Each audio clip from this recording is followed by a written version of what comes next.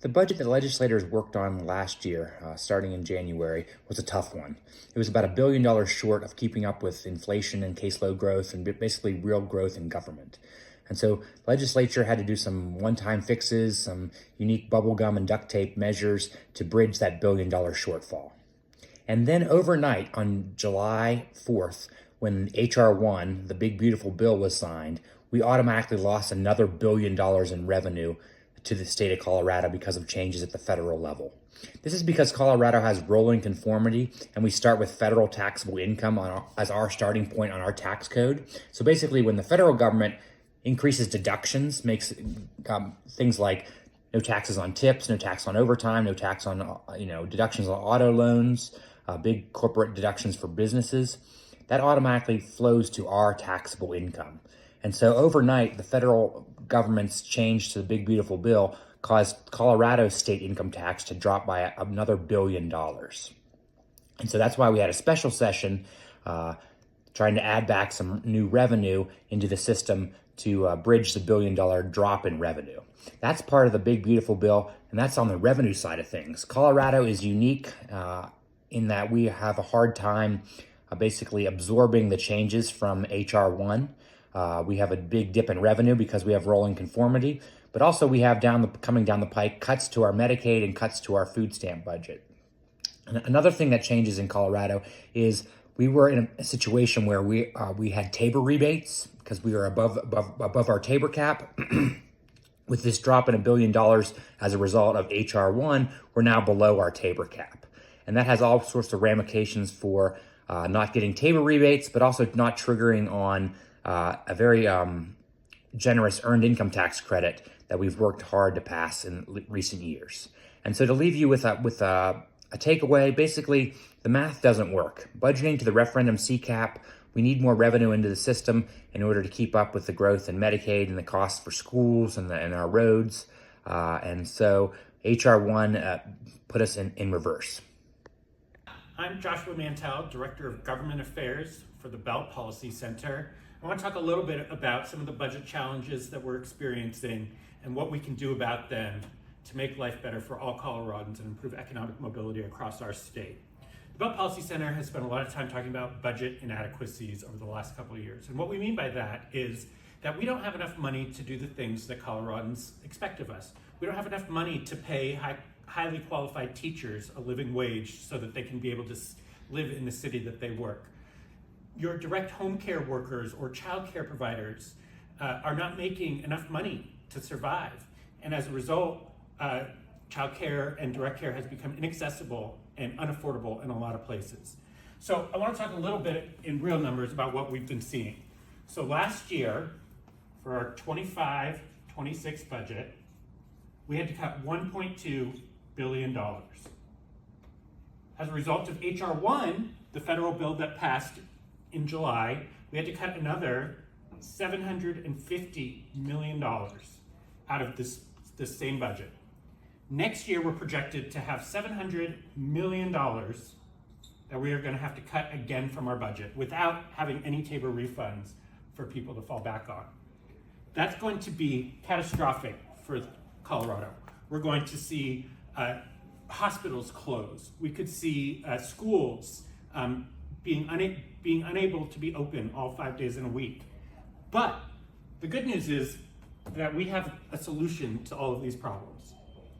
The Protect Colorado's Future Coalition, of which the Bell is a co-lead along with 11 other organizations throughout our state, are working to put a graduated income tax measure on the 2026 ballot. So what would that look like? What that would mean is that anybody making over $500,000 would see a small tax increase, while 98% of Coloradans would get a tax cut. We would cut taxes on income below $100,000 and only raise it on the income above $500,000. That would bring in about $2 to $3 billion for our state that we could put towards K-12 public education. We could put it towards healthcare, which we know cuts are coming down the line from the federal government over the next several years. $550 million in lost Medicaid money, $1 to $2 billion over several years through 2032. This money would be able to patch those holes and even give us a little bit more so that your premiums could be reduced, so that we could pay providers for the care that people across Colorado need. We would also put some money into childcare. We know that it is desperately needed across our state in many different areas where it has become inaccessible and unaffordable. We're looking forward to getting this on the ballot, starting to collect signatures in 2026 to do that, and getting at least 50% of Coloradans to support a fair tax code for everybody and more revenue to support the needs and bring down cost of living for all. Hello, my name is Anna Fox. I'm with the Colorado Consumer Health Initiative. There are so many threats to Coloradans' health care coverage and our healthcare system that we are going to be facing from HR 1, or the quote-unquote one big beautiful bill.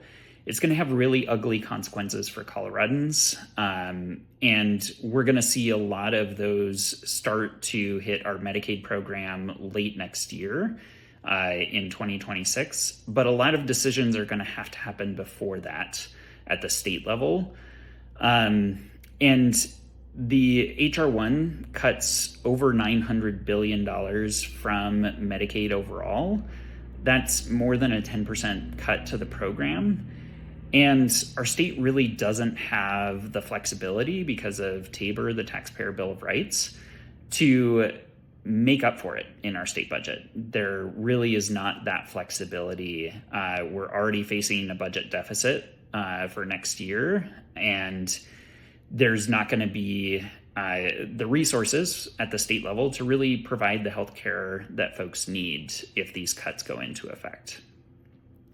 That's going to look like more red tape, more administrative barriers through quote-unquote work requirements, when we know the vast majority of people on Medicaid who can work do work. They just don't make enough money to be able to afford health insurance on their own.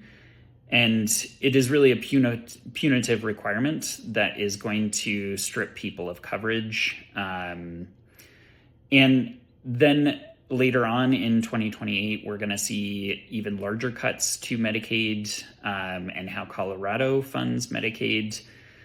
And that's really going to put even bigger risk on loss of coverage.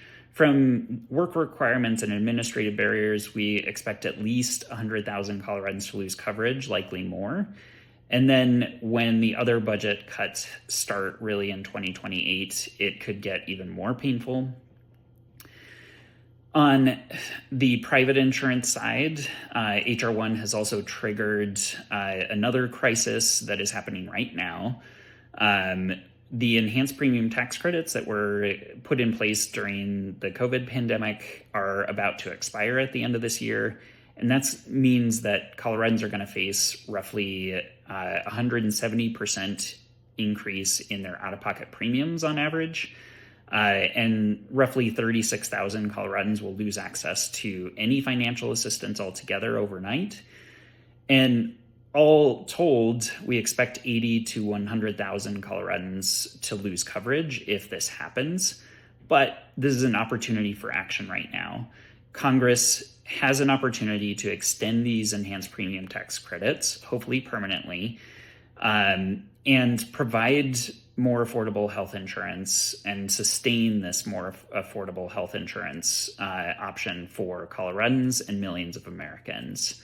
So please contact your representative and our senators in DC and tell them to extend the enhanced premium tax credits and protect Coloradans' healthcare and affordability. Thanks.